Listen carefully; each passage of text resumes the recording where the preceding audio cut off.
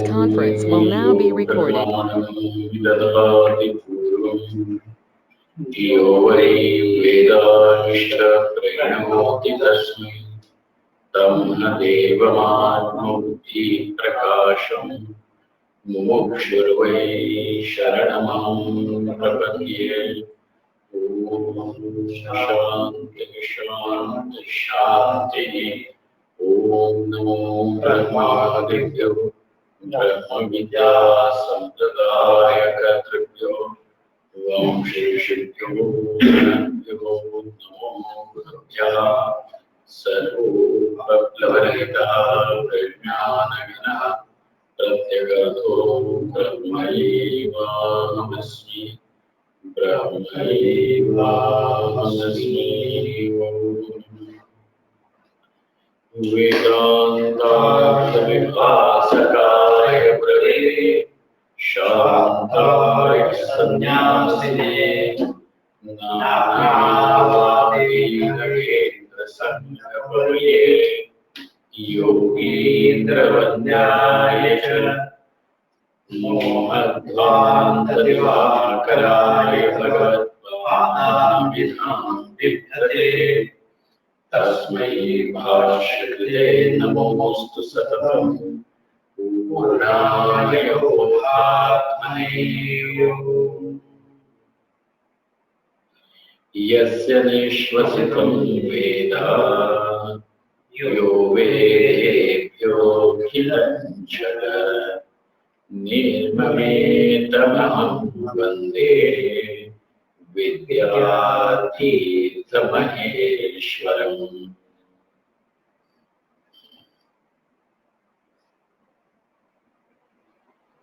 So one should know that as we are living life and having our daily interactions, transactions with the world, what one should take care of seeing to it that all our interactions, responses, reactions are in tandem with dharma, with the shastra. What will that do? That will help you to overcome all the tendencies which become a pratibandha, an obstacle which prevent you from gaining knowledge. Knowledge means, over here, knowledge is to know that Atma is Brahman. See it clearly. So, that those vasanas which are ashastriya or uchshastra, they will be given up naturally when you are going to do something which is right. Then in that case, that what is not right is obviously given up. Then the teacher says, how do you know that this constant application of yours has reached its state of maturity, has reached its culmination? He says, when our actions, emotions, responses, without any effort, spontaneously are in tandem, they are an echo of the Shastra of Dharma. Then you should know that one has reached where the Shastriya Vyavahara has to reach you. So that is the culmination, that all our actions, even emotions, even in swapna, even in our dream, anything that is unrighteous, wrong, is not admitted. So it becomes as spontaneous as that. Draga abhyasa vashadyati yada te vasanodayam tada abhyasasya safalyam vidhi tvam arimardana. So now, so what abhyasa? He gave us two upayas, two ways of bringing the mind under control. One is called as the mridu upaya, and the other one is called as hatha yoga. So mridu yoga, mridu means soft. The approach is soft. But just because the approach is soft does not mean that it is less effective. In fact, it is more powerful. It is more powerful, the Mridu Upaya. Why? Because the mind becomes calmer and becomes tamed more easily without any rebel, without any, what do they call, uh, uh, without any, without rebelling. Because wherever there is understanding, wherever there is predominance of understanding, then naturally rebelliousness will get neutralized. I will not do it.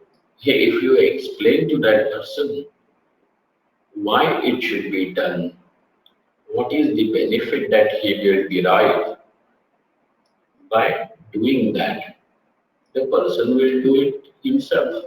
You do not have to force him to do it. So all that the person needs is to understand. So therefore, wherever there is the buddhi, and therefore buddhi stands as something higher than everything, then it will come. Even those emotions which are going haywire will slowly and steadily come under control, will get tamed.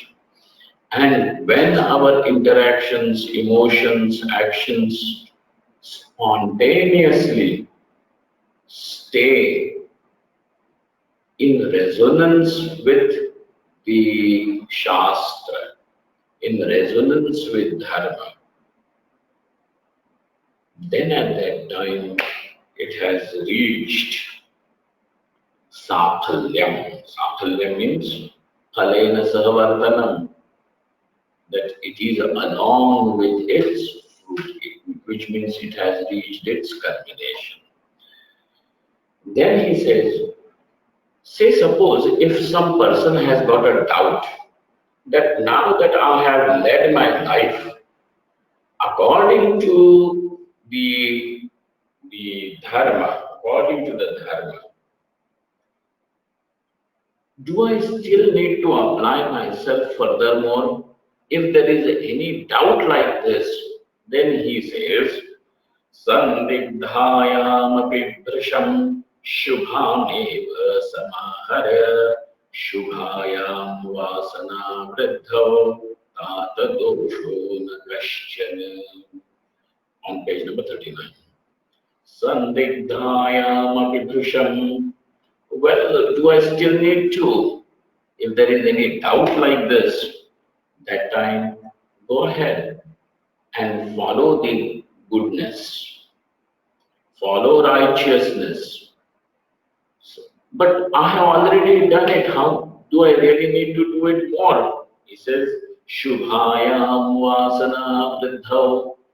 When the Shubha Vasana, when the auspicious Vasana is vriddhi is increased, when the Shubhavasana is increased, Tata doshana kashchana, it is not going to become any kind of dosha, a defect, because that Shubhavasana will not take you away from your real purpose of life.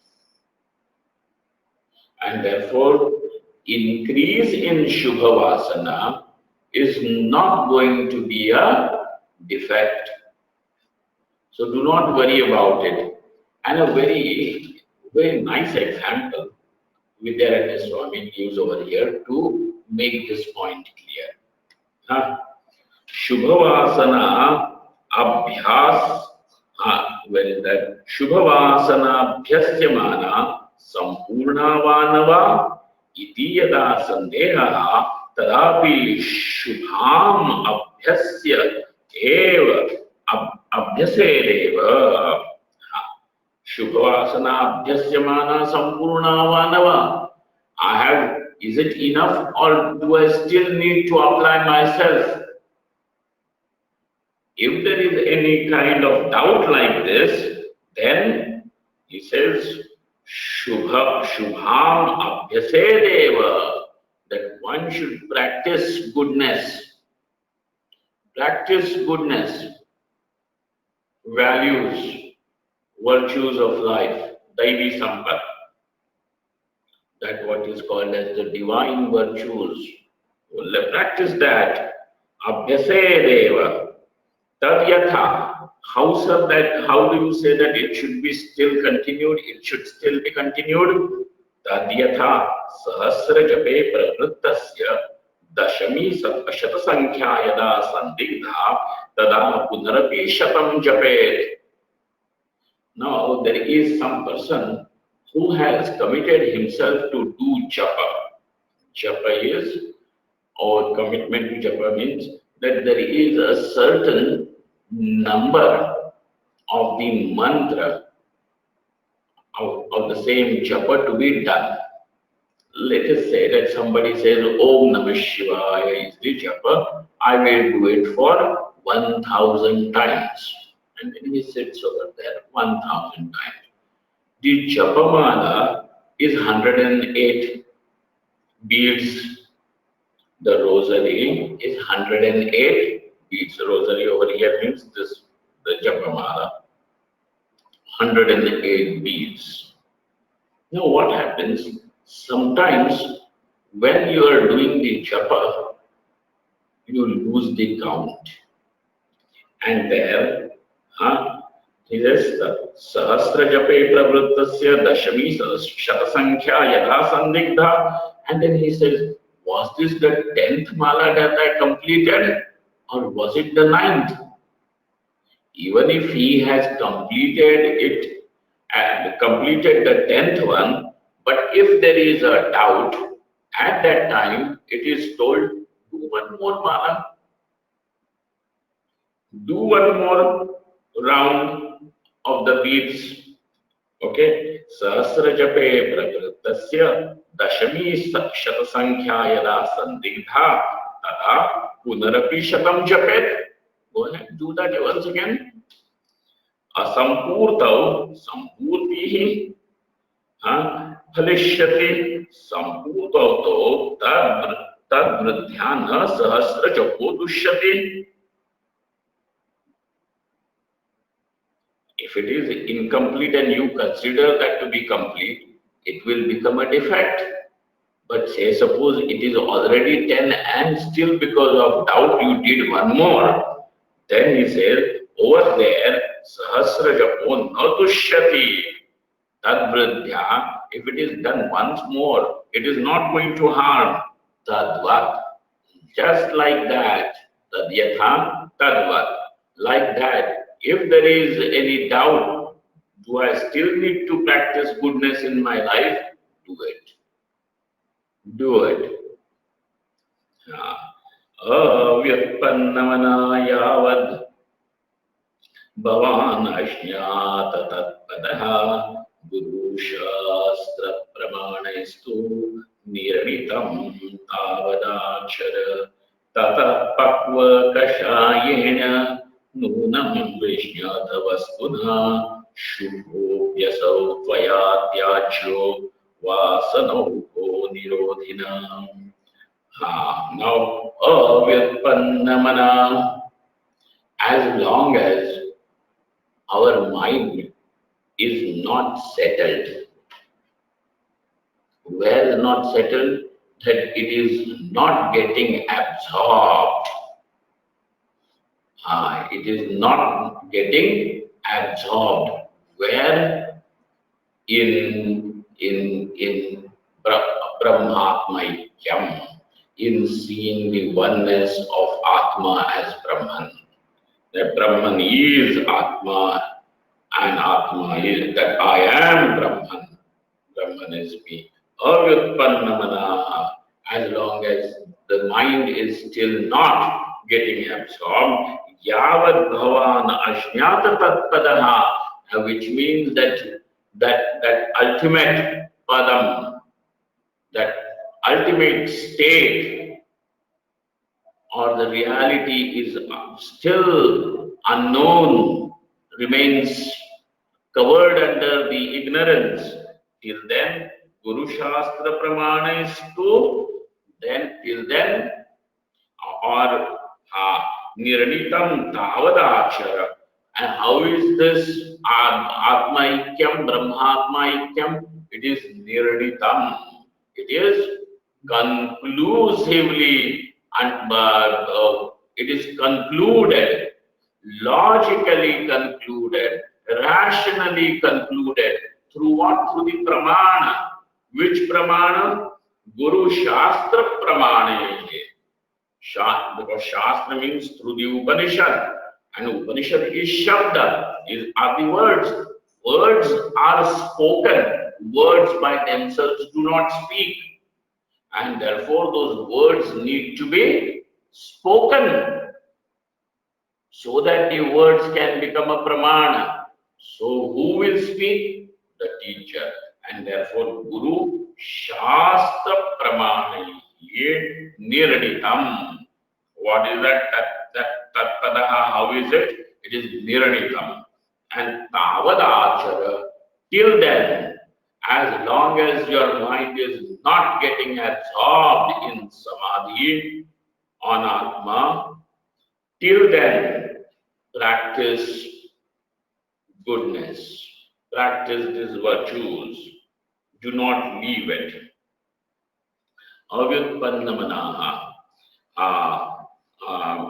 Achyutara Kavi says, now look at that, if you are looking at the shloka, if you are looking at that verse, the word is avyutpannamana. What is that avyutpannamana? Brahmatmaikya vicharadau apravena chetaha.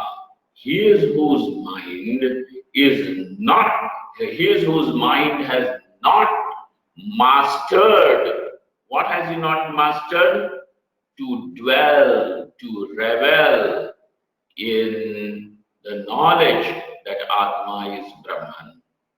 Such a person whose mind does not dwell, or whose mind does not revel in the knowledge Atma is Brahman, such a person is called as Avyutpanna Manaha. Apravena Chetaha. Brahmatmaikya Vicharadau Apravena Chetaha. Tavadachara. How should one follow? Laukikadi Akhila Moksha Sadhanam Guru. That whether those are your transactions concerning the world, you have gone to buy some fruits from the fruit vendor, something as simple as that. From there, right up to conducting your some rituals, Shastriya Vyavahara, let everything be according to the scriptures. Let that be moksha sadhanam, let that be in resonance as if it is your moksha sadhanam, a means. It is your sadhana. Do not forget that. Then tata pakva kashayena munam vishyata vastuna. Now what happens? Somebody had asked this question day before yesterday. Is there any particular name for these vasanas when they are in the subconscious and unconscious states? Both of them, subconscious, unconscious state, is put together, categorized together, and the word that is given is Kashaya. Now you can see that word kashaya over here. Apakva kashayena. Nunam, sorry, not apakva. Tatah pakva kashayena. Pakva means ripened. You know, we used to, in my childhood, now I do not know if this still happens with children because people are more careful and more, what do they say, precautious. During the summertime, we used to eat a lot of mangoes. And when we used to eat those mangoes, children, we used to get some boils on our legs or something because of the heat. Because of eating mangoes are eaten, and nobody could stop us from eating mangoes because that was the season of mangoes, and those mangoes were also really very, very different. So we used to eat, and then we used to have boils. But though there is a boil, that boil we had to wait till it becomes, the pus in the boil really becomes pakwa. Pakwa means as if ripened. It is the right time, and then that the pus is squeezed out. Then the pus is squeezed out. We used to do that. It was painful, but we had to do. And then it is squeezed. If we start doing it before the pus is ready, then that boil will become more painful, and you will not be even able to get rid of that pus. So one had to wait till it becomes pakwa, it is the right time for it to be squeezed, for it to be removed. Even today, if you go to an ophthalmologist with a cataract or so, the doctor will look into the eye and say, we will have to wait for 6 more months for the surgery because it is yet not ready to be removed. The cataract is yet not ready. We will take a look at it after 6 months, allow it to become ripe, and when it is ripe, which means it is appropriate to be removed, then it can be removed. So pakva kashaya, like that, the kashayas, these vasanas, and which vasanas are these? These are the negative vasanas. They are called as kashaya. So when that kashaya is pakva, then pakva kashayena nunam vishyata vastuna, and then those who have, by the grace of the teacher, known that reality, known Atma is Brahman, over there, vishyata vastuna, shubho apiyasau, even those shubhavasanas, how have to be given up. How do you give up shubhavasanas? Not by doing something ashubha. Shubhavasana is not given up by ashubha. Shubhavasana is given up through samadhi, by settling down, getting absorbed in samadhi. In order to remove the ashubhavasana, we will have to have shubhavasana. But that shubhavasana will also have to be given up. And how is that to be given up? Not by doing something wrong, something unrighteous, something cruel, but by being absorbed in samadhi. So, shubhopiyasau tvaya tyajyo vasanau bhaha nirodhina, by nirodha, by this samadhi. Chitta vritti nirodha is called as samadhi. Nirodhina means through this nirodha, it has to be given up. Tatah pakva kashayena nunam vishyata vastuna. So both these things have to be there. That when a person, through the grace of his teacher, has known without any doubt, Atma is Brahman, one thing, which means that he has done Shravanam. Okay, and then Pakvakashayena, which means now no longer any negative thoughts also arise in his mind, which needs to be neutralized. Nothing negative ever arises, and therefore Pakvakashaya, Achyutraya says, Modak says that over here Pakvakashaya means Kshina Pratibandhena.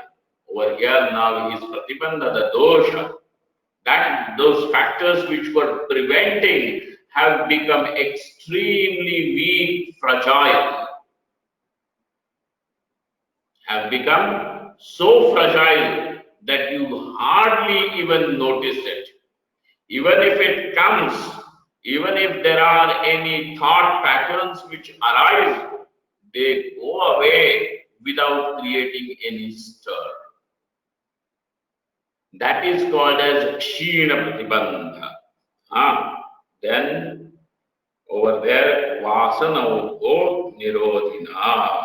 Kashaye Karmabhi Pakve Tato Jnanam Pravartate. When the Kashaya, when this the deposit, residue, deposit of negative vasanas, it becomes, what do they call it? Pakva, ripe, like a fruit when becomes ripe on the tree, it is ready to leave the stem and it gets dropped. Like that, they have these vasanas when they have become so weak. Weakening of the vasanas is called as their ripening. Weakening of the vasanas is called as ripening. So, Pakva Kashayena, Kashaye Karmabhi Pakve. And how has this become so weak? By constant application through karma. When you are interacting with the world, this is how one should see to it that the negative, that what is kama, krodhadi, prati, all this is given up. Okay. So he gives one more shloka over there to say that this is how one should live. This is the path shown by the Rishi. Follow that. Thus now we have known that yes, it is possible. Abhibhava is possible. What is possible? Abhibhava. If you remember the earlier discussion from where we had started, the discussion was that yes, what is Jivan Mukti? And over there, defining Jivan Mukti, he had said, Jivataha Purushasya Kartrutva Bhotrutva Sukhadukhadi Lakshanaschitta Dharmaha Klesha Rupatva Bandho Bhavati Tasya Nivaranam Jivan Mukti. The destruction or removal of bandha, of the bondage. Whose bondage? Bondage of a person who is still living. In his lifetime, the bondage is removed. What is the bondage? The bondage is affliction. The bondage is in form of afflictions. These afflictions, klesha rupa, they are removed. What are these kleshas? Oh, they are thought patterns. They are thoughts, cognitions. But cognitions which are in form of what? Kartritva, bhoktritva, sukha, dukkha, raga, dvesha, etc. They are various thought patterns, cognitions. How can that be given up? Because those are chitta dharmas. These thoughts are nothing but modifications of mind, and mind is something that constantly remains modifying. It is Chitta Dharma. How can that be given up? And therefore, now he says, giving it up, giving up of all these bondages is not meant a total removal, but what is meant is abhibhava, to subdue it, not to allow it to overpower. That is called as abhibhava, and that is possible. So now the Purva Paksha, somebody raised an objection saying that even abhibhava is not possible. In order to explain what is abhibhava, he said, yes, it is possible. How? Through yoga abhyasa. How through yoga abhyasa? Because there are these two types of vasanas. Two types of vasanas. One is Shastriya and the other one is Ashastriya or Uchchastriya. And through the Shastriya Vasana, that what is Uchchastriya can be given up. And how long should that be practiced? It should be practiced till the Shubha Vasanas become your nature. Till the Shubha Vasanas become spontaneous. Till goodness becomes natural, not artificial.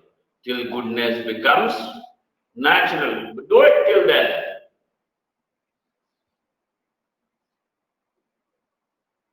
So you are not doing something right or something good because people should call you good. You are not doing something good because doing that good is going to bring you benefit from the other person. So you are not looking at any other, you do not have any other agenda in practice of that goodness. Whether it is in form of getting any benefit from the world or getting any approval from the world.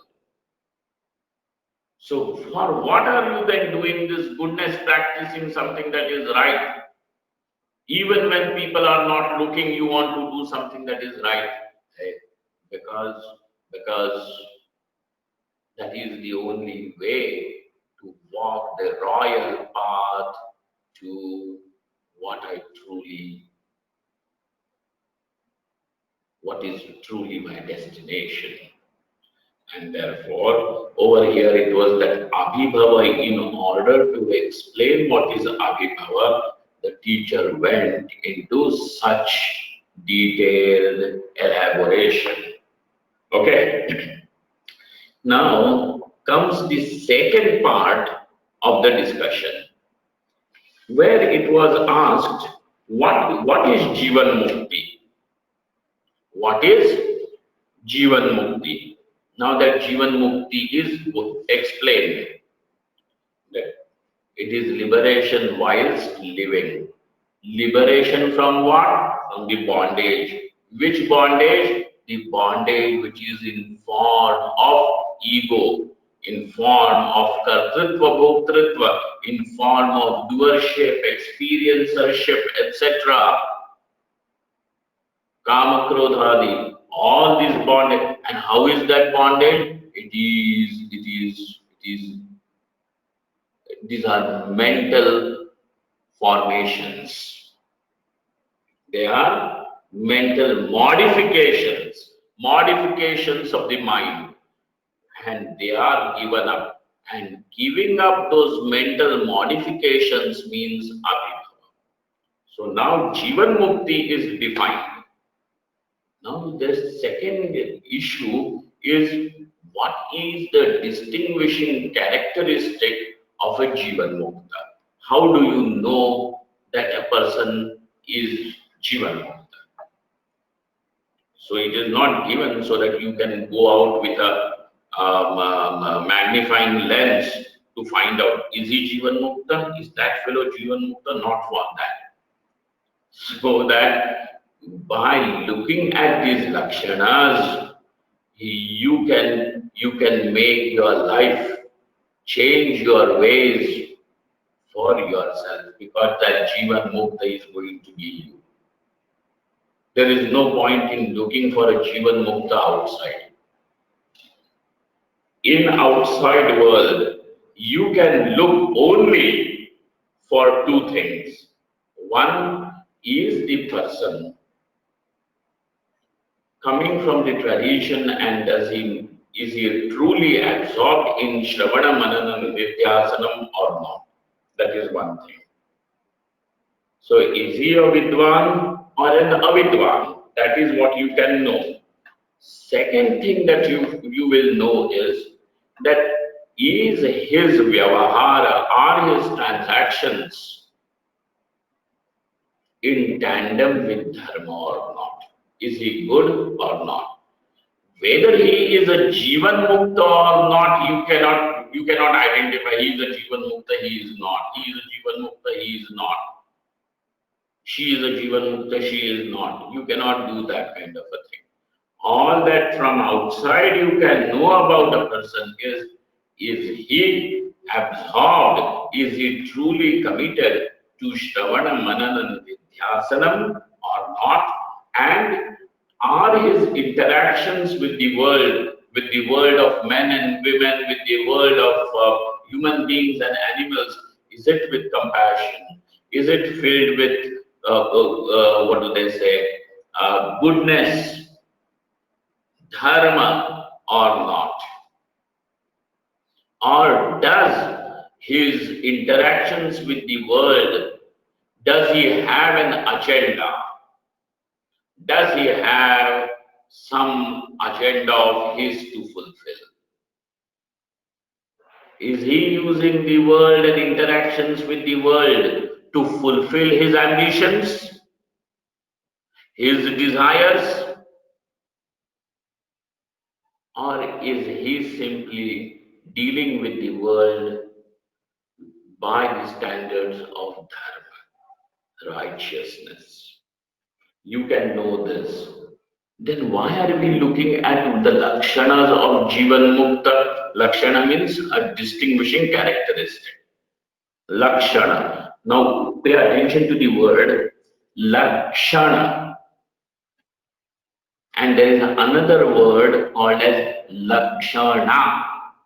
Ah. It will end with ah when you open your mouth big. Ah. Lakshana. And they are two different words. And they mean two different things also. Lakshana is the distinguishing characteristic. And Lakshana, later on somewhere you will see, is a vritti, is a way in which a sentence is understood, cognized. It is called as Lakshana vritti. So Mukhya vritti, Gauni vritti, and Lakshana vritti. So we have these vrittis to understand, how to understand. Okay, well, so there are two different words. So what is the Lakshana of the Jivan Mukta? He says, Shruti Smriti Vakyani Jivan Mukti Sadhave Pramanani. First of all, yes, very first, this is wonderful. He says that there are, well, there is a Jivan Mukta. Huh? But how do you know that there is a Jivan Mukta or there is Jivan Mukti? In order to know anything, what is the prerequisite? Pramana. What is the prerequisite? Pramana. How do you know there are colors and forms? Because I have eyes. How do you know it is hot or cold? Well, because I have skin. So there is a praman.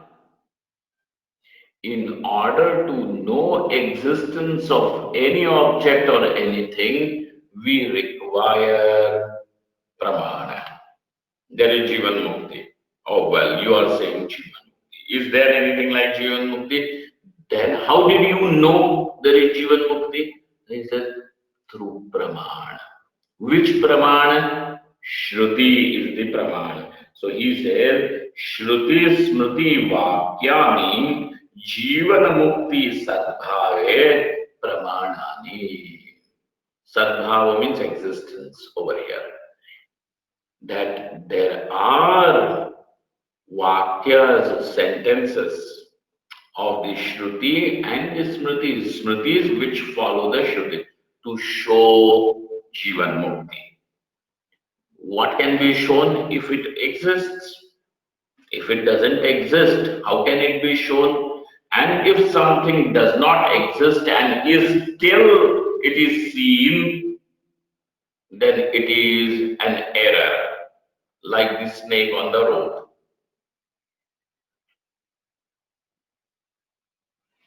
Like the snake on the rope.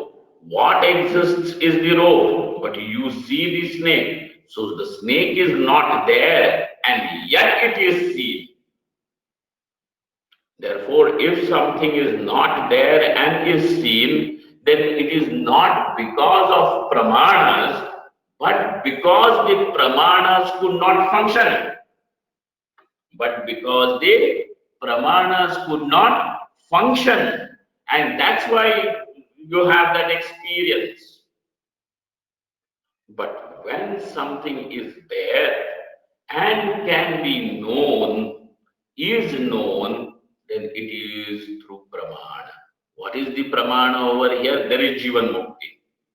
Then how do you know there is Jivan Mukti? Through the pramana. What is the pramana? Shruti Vakyam. Shruti. Shruti means the Veda. What is this Veda? In form of words. Words means sentences. Shabda pramana. So through that, Jivan Mukti Sadbhave Pramanani. Tani cha Katavalyadishu Pathyante. So it is read by whom? Pathyante, read by whom?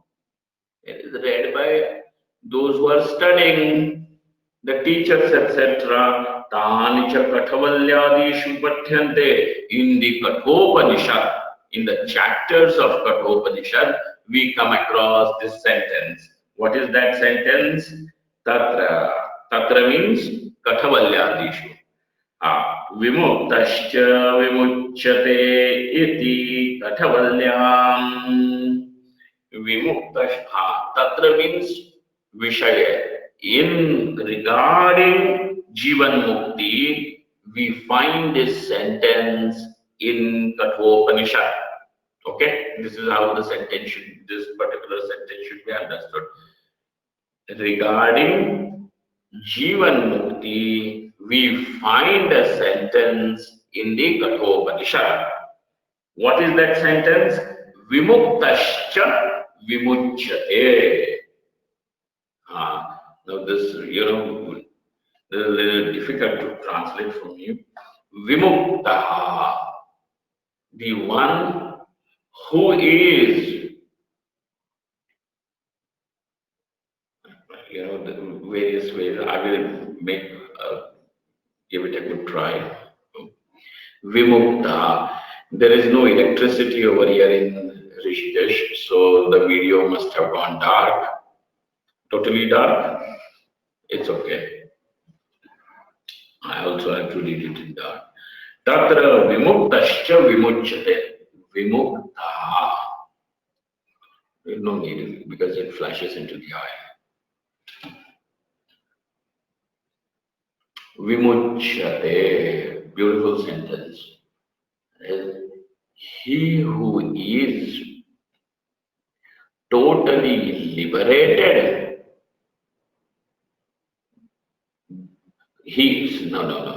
Okay, here we go.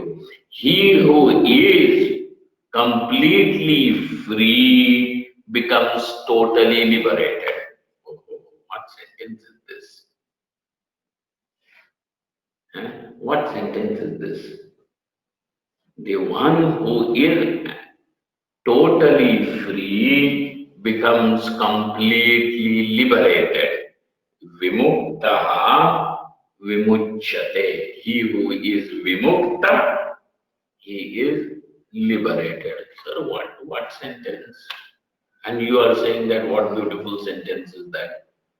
It is wonderful. It is a wonderful sentence. Vimuktascha vimuchyate. Because it could have been said muktascha muchyate. Actually, it should be he who is in the bandha is freed. You see this? He who is in the bondage, that person only will be liberated. How can you say the liberated is liberated? Yeah. The meaningful sentence would have been, he who is in a bondage is liberated. He who is bound is liberated. But the sentence is, he who is free is liberated. What is this?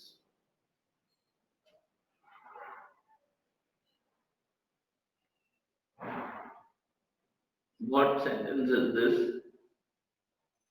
So therefore, and not only it is saying like that, there is an upasarga, V, added to both the words.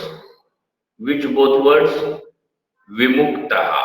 In the word vimukta, the original word is mukta. And V is a prefix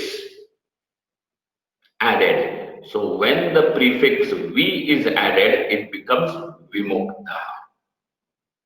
Then comes muchyate, is liberated, is freed. And again over there is a prefix vimuchyate. That prefix also has got a role, a meaning. Muktaha muchyate. Then, by adding the prefix in both the places, it becomes vimuktaha vimuchyate. So now you see, in order to understand this particular sentence, we have to go through a certain analysis. We have to go through a certain analysis. First of all, we have to answer the question, the one who is bound is liberated.